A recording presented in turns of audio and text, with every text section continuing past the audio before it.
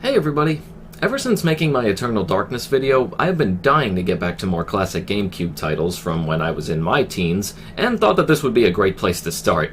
When Viewtiful Joe was first announced by Capcom in 2002, there's no doubt that some people, especially in the United States, were very confused by just what they were actually looking at.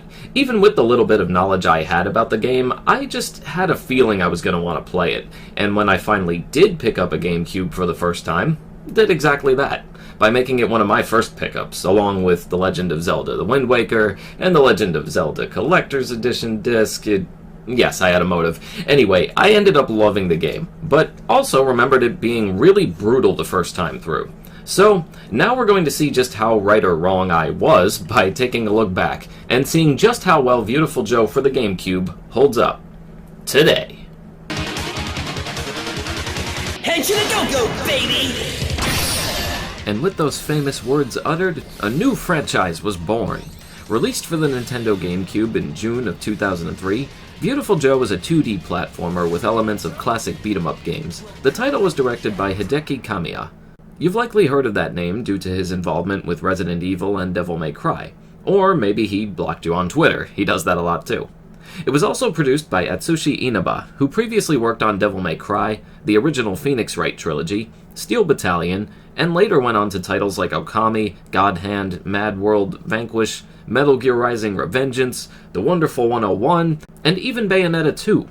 Saying I love this group's body of work would be an understatement. Inaba stated that he was trying to combine a Japanese animation style with American comic books. The game's character designer, Kumiko Suekane, based the characters off of Japanese tokusatsu shows, that's Japanese live-action special effects series, such as Kamen Rider, Ultraman, and Super Sentai. Combine this with some stylish cel-shaded graphics, and you've got yourself the world of Viewtiful Joe. The game begins with Joe taking his girlfriend Sylvia on a date to see a movie about Joe's favorite hero, Captain Blue.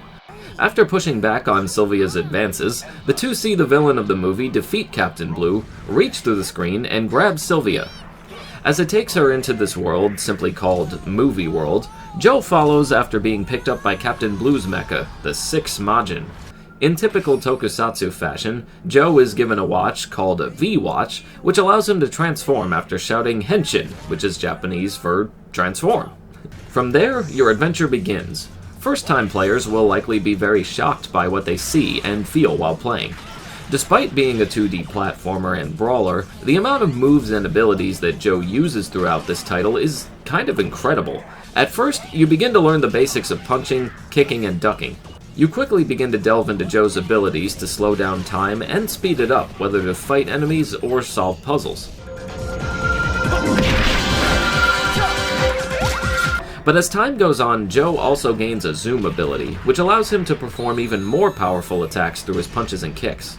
Making sure these abilities are not abused, Joe has a VFX meter up top, which limits the amount of time he can use this power for, before transforming back to regular Joe for a small amount of time.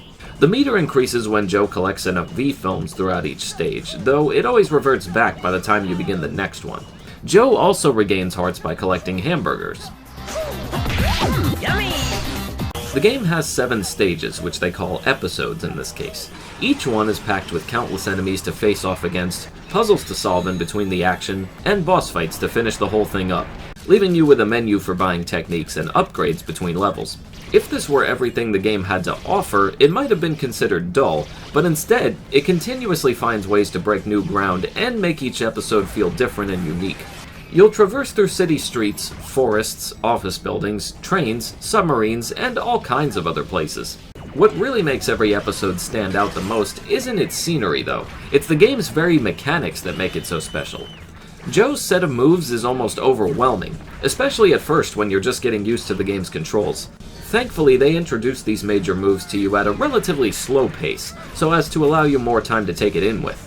Some of these moves can take you a while to really master, but once you do, the game's controls will feel smooth as butter, which is good because you're going to need all the help you can get. Pulling off Joe's special moves has a very rewarding feel to it, with just the right amount of impact and sound effects to make you feel like you really are ready to take on an army. And that works since you'll basically be doing just that. Each enemy type in the game has its own set of attack patterns for you to memorize in order to master your techniques against them.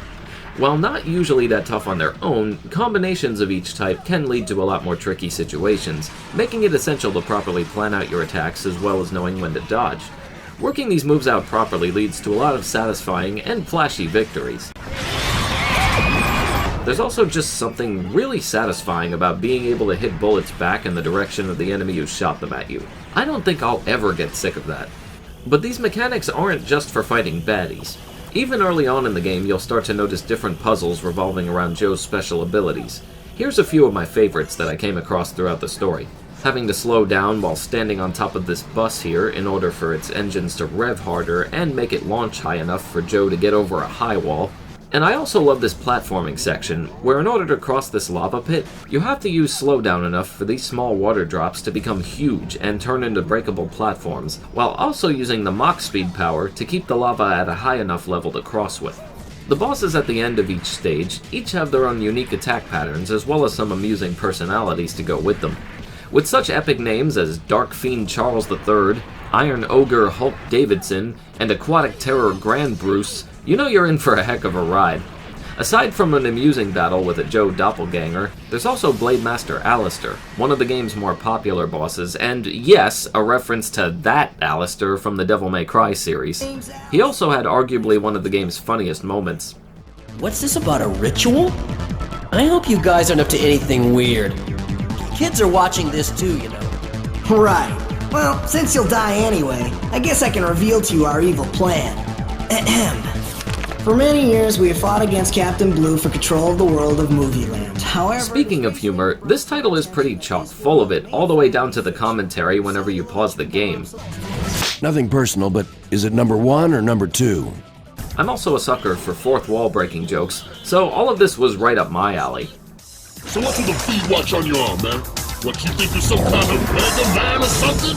What I wasn't expecting was how old school this game was really going to feel. What do I mean by that? Well, there's no other way to say it. Viewtiful Joe is challenging.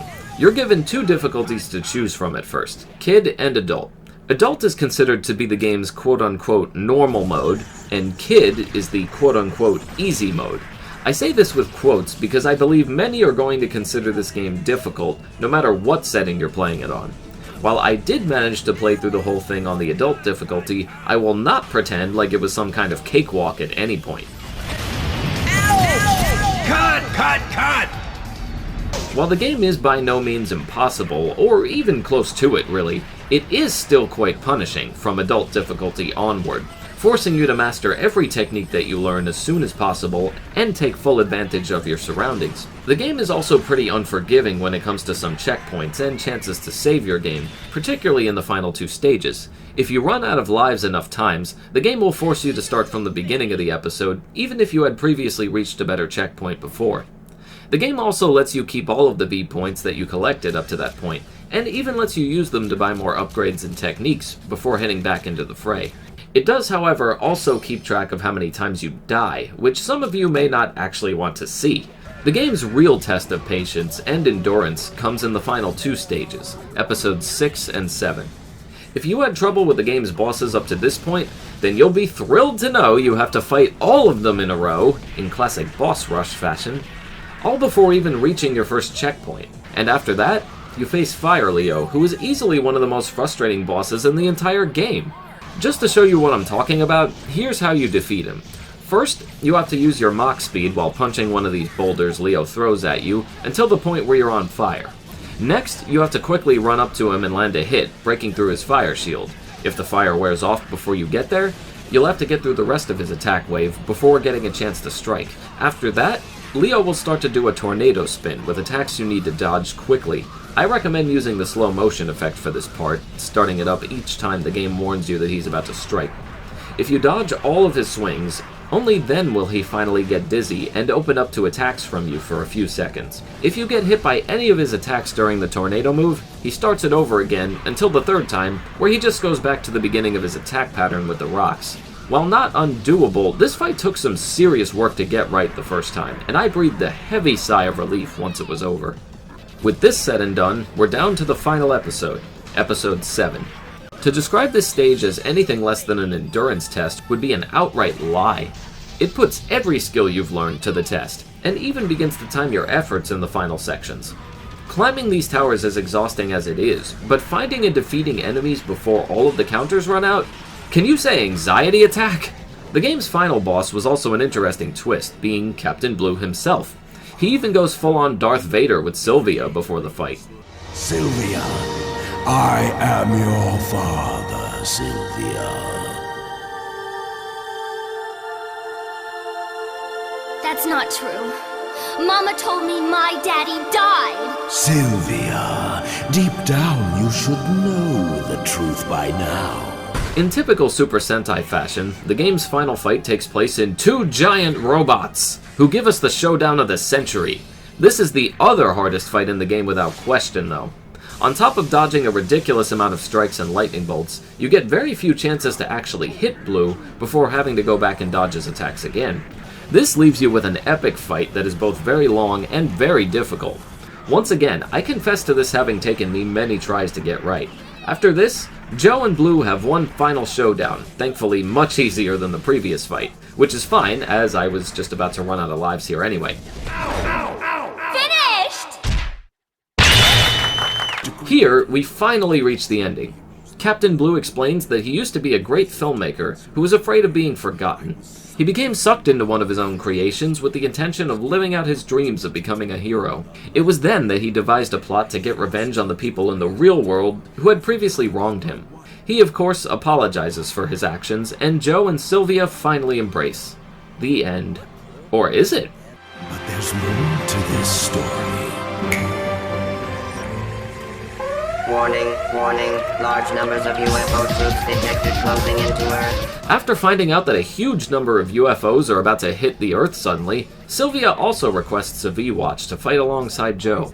The two team up to stop the invasion, and the credits begin to roll.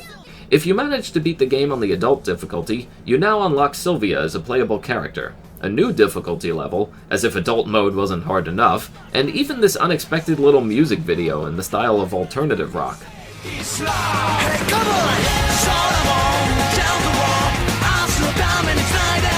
Beating the game on higher difficulties will unlock you even more characters, if you can manage it. Beating the game on V-rated mode will give you Alistair, and beating it on Ultra V-rated will give you Captain Blue. Talk about replay value.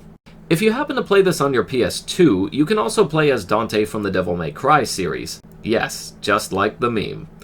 Unfortunately, you lose out on the GameCube's progressive scan mode, however, making the visuals not quite as smooth and seamless. With that said, both versions are still worth trying, and the small visual issues on the PS2 version aren't likely to matter to most people. I also enjoy the GameCube's control scheme more, as it was designed for this system originally. But again, PS2 works just fine as well. Yes, there is a lot to love here. This is one of those rare examples of a title that follows the structure and design of an old-school game, while simultaneously breaking new ground and trying things the other titles wouldn't have dreamed of. But this also serves as a warning to those who don't know what they're getting themselves into here. Old-school difficulty is not for everyone, especially in today's gaming climate. You will die a lot, and it will usually be no one's fault but your own. If you can accept that fact, keep learning, and press on, then I think you'll be in for a great time. I have a few personal nitpicks, but they are pretty small for the most part. One is that I wish there was more enemy and boss variety. While I absolutely loved the enemies we did get in this game, it did start to get a little tiring seeing the exact same ones pop up again and again. Luckily, the awesome combat and level design made this factor sting a little less. I've also never personally enjoyed the idea of a boss rush mode, at least when they're required for beating the game, with no form of checkpoints thrown in. I imagine many people will actually give up by episode 6 for this very reason, and that's a real shame. And that's about everything negative I can think of. The game is honestly brilliant, and thanks to a well-designed control scheme, smooth and stylish visuals, and satisfying level design, still holds up remarkably well. The GameCube was known for having all kinds of gems in it, and this title is no exception. If the idea of old-school gaming with a twist piques your interest, this is a must for you, as it was for me. Although the game did get some sequels and spin-offs, I don't think I felt quite the same level of excitement as I did experiencing this one for the first time. It was just special in that sense. Being introduced to these concepts for the first time, I think you'll agree that these moments, just like the ones you felt back when you first picked up Super Mario Bros., are the things that really stick with you the most. And that's going to do it for this video. Thank you all for watching, and let me know your thoughts on this game in the comments below. I will see you all again real soon.